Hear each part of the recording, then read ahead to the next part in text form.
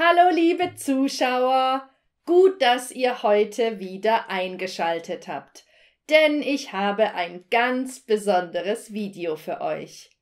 Immer wieder höre ich die Frage, wie kann man schnell perfektes Deutsch lernen? Heute versuche ich euch eine Antwort darauf zu geben.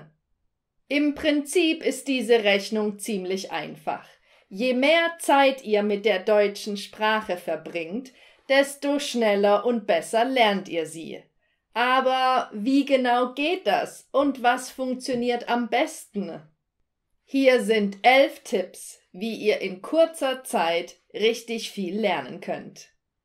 Erst einmal ist es wichtig, ein paar Fakten aus der Lernpsychologie zu kennen. Daher erkläre ich euch jetzt zuerst, wie unser Gehirn überhaupt lernt. An diesem Schaubild erkennt ihr, dass wir uns Dinge am besten merken können, wenn wir sie aktiv anwenden. Für euch Deutschlerner bedeutet das also, dass ihr die Sprache am besten lernt, wenn ihr sprecht und schreibt. Warum? Weil ihr sie dann aktiv anwendet. Alles, was man selbst macht, wird im Gehirn besser gespeichert. Wenn ihr also nur lest, merkt ihr euch nur 10%. Wenn ihr nur hört, merkt ihr euch nur 20%. Das heißt aber nicht, dass ihr jetzt nichts mehr lesen sollt. Im Gegenteil.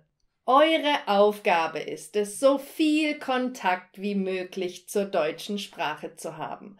Und zwar, indem ihr aufnehmt, das macht ihr durch Lesen und Hören, und indem ihr anwendet, und das macht ihr durch Schreiben und Sprechen. Also aufnehmen, anwenden, aufnehmen, anwenden. Und das sind die 4 wichtigsten Fertigkeiten, die ihr beim Deutschlernen alle üben solltet. Nämlich Hören und Lesen, das ist rezeptiv, also man nimmt auf. Und dann Sprechen und Schreiben, das ist produktiv, also man wendet an. Wenn ihr schreiben lernen wollt, dann müsst ihr schreiben. Wenn ihr sprechen lernen wollt, dann müsst ihr sprechen. Vom Hören lernt man nicht sprechen und vom Lesen lernt man nicht schreiben. Das ist irgendwie logisch, oder? Das Beste, was ihr tun könnt, ist einer anderen Person auf Deutsch zu erklären, was ihr gelernt habt. Denn dann sind eure Chancen am größten, dass ihr es nie wieder vergesst. Wenn ihr schnell und perfekt Deutsch lernen wollt, dann müsst ihr aber noch ein bisschen mehr tun, und zwar am besten täglich.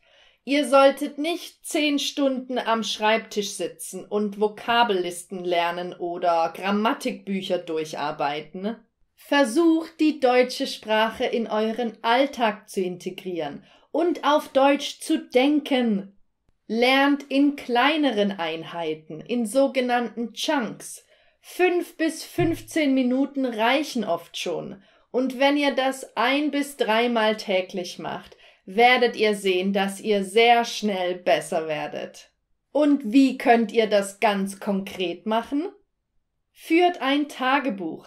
Nehmt euch ein kleines Notizbuch, euren Computer oder euer Smartphone und fangt an zu schreiben. Ihr könnt von eurem Tag erzählen, von euren Hobbys, von eurer Lieblingsserie oder geht einfach mal raus und versucht Dinge zu beschreiben, die ihr seht. Wenn euch dafür ein Wort fehlt oder 2 oder 10, dann sucht es im Wörterbuch und benutzt es direkt. Wenn ihr ein digitales Wörterbuch führt, habt ihr den Vorteil, dass euer Schreibprogramm direkt eure Fehler korrigiert. Das funktioniert natürlich nicht perfekt, aber es ist schon mal eine Hilfe. Schreibt E-Mails nach Deutschland. Vielleicht lacht ihr jetzt, aber ihr könnt doch einfach mal eine Anfrage an eine deutsche Firma schicken. Egal, ob das eine Sprachschule, eine Arztpraxis oder eine Immobilienfirma oder eine Bank ist. Schreibt doch einfach mal eine E-Mail und fragt nach Informationen. Euch kann nichts passieren, außer dass ihr eine Antwort auf Deutsch bekommt. Lest, was euch interessiert. Neulich hat ein Student zu mir gesagt, ich lese immer die Zeitung, aber nach 5 Minuten habe ich keine Lust mehr. Natürlich, man muss schon ein großes Interesse an Politik und Wirtschaft haben, wenn man nicht schnell die Motivation verlieren will. Hier sind 2 Tipps für euch. Auf der Website der Deutschen Welle findet ihr hunderte Texte, Audios und sogar Filme für Deutschlerner von A1 bis C-Niveau. Und das Tolle ist, das ist alles kostenlos und die Qualität ist wirklich sehr, sehr gut. Ich habe euch mehrere Links dazu unter das Video gemacht. Schaut es euch in Ruhe an und findet etwas, woran ihr Interesse habt. Und dann fangt ihr an zu lesen. Der 2. Tipp sind Romane für Deutschlerner. Die gibt es schon ab Niveau A1. Meistens gibt es auch Audiodateien zu dem Buch, so dass ihr euch den Text gleichzeitig anhören könnt. Wenn ihr in Deutschland wohnt, könnt ihr euch die Romane einfach in der Stadtbibliothek holen. Man bekommt sie natürlich auch online. Das Gute an Romanen ist, dass sie viel länger sind als normale Texte im Lehrbuch. Und das heißt, ihr bekommt viel mehr Lesepraxis. Übrigens, es ist gar nicht schlimm, wenn ihr Wörter nicht versteht. Lest einfach weiter, denn diese Wörter wiederholen sich oft im Text. Und irgendwann nach dem 3. oder 4. Mal spätestens versteht ihr das Wort aus dem Kontext. Am besten fangt ihr auf niedrigem Niveau an zu lesen. Und wenn ihr das problemlos verstehen könnt, dann geht ihr eine Stufe höher. Schreiben und Lesen haben wir jetzt. Aber wie sieht es mit Sprechen aus? Selbst wenn ihr niemanden zum Sprechen habt, könnt ihr eure Aussprache üben. Nehmt dazu einen Text mit einer Audiodatei, zum Beispiel von der Deutschen Welle. Hört euch den Text gut an und achtet darauf, wie die Wörter ausgesprochen werden. Dann nehmt ihr euer Handy und nehmt euch selbst auf, wie ihr den Text vorlest. Das hört ihr euch dann an und vergleicht mit der deutschen Version. So könnt ihr genau erkennen, was ihr schon gut macht und woran ihr noch arbeiten müsst. Ihr seid euer bester Kritiker. Macht was draus. Und für die ganz Mutigen unter euch, telefoniert. Genauso wie ihr E-Mails nach Deutschland schicken könnt, könnt ihr auch anrufen und nach Informationen fragen. Am besten schreibt ihr euch vorher auf, was ihr unbedingt sagen wollt. Und auch hier kann euch gar nichts passieren. Im schlimmsten Fall sagt ihr Tschüss und legt auf. Wie kann man das Hören trainieren? Leute, nutzt das Internet.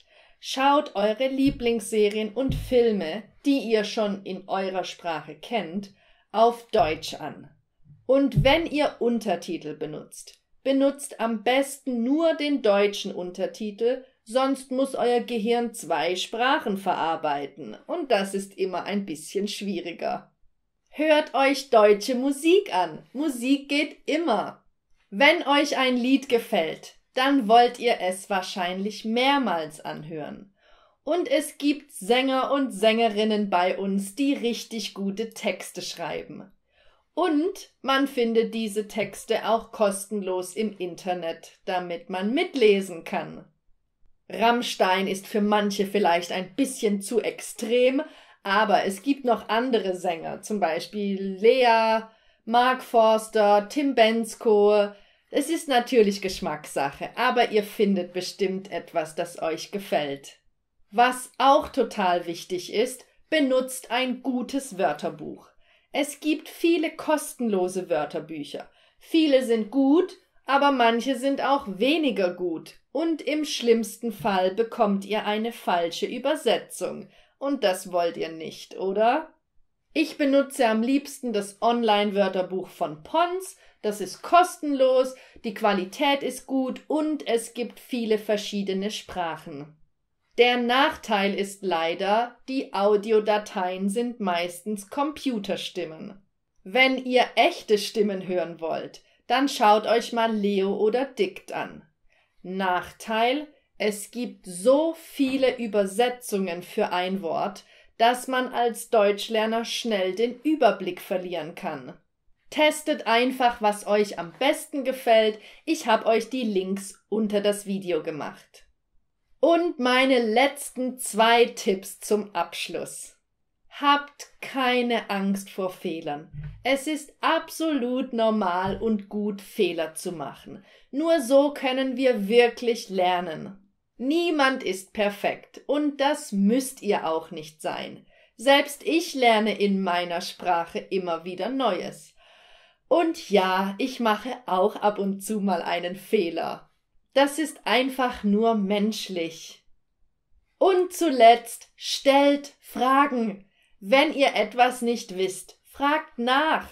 Wenn ihr etwas nicht verstanden habt, fragt einfach nach. Das ist absolut okay und man lernt so viel, wenn man einfach fragt. Habt keine Angst, andere damit zu nerven. Ein Kind hört doch auch nicht auf zu fragen und ist erst zufrieden, wenn es eine Antwort bekommen hat. Habt Respekt vor euch selbst, dass ihr die Sprache überhaupt lernt, denn Deutsch ist wirklich schwierig und es wird eine Weile dauern, bis ihr sie gut könnt, aber ihr könnt das alles schaffen. Also, integriert die deutsche Sprache irgendwie in euer Leben. Versucht sie aktiv zu benutzen, indem ihr sprecht und schreibt.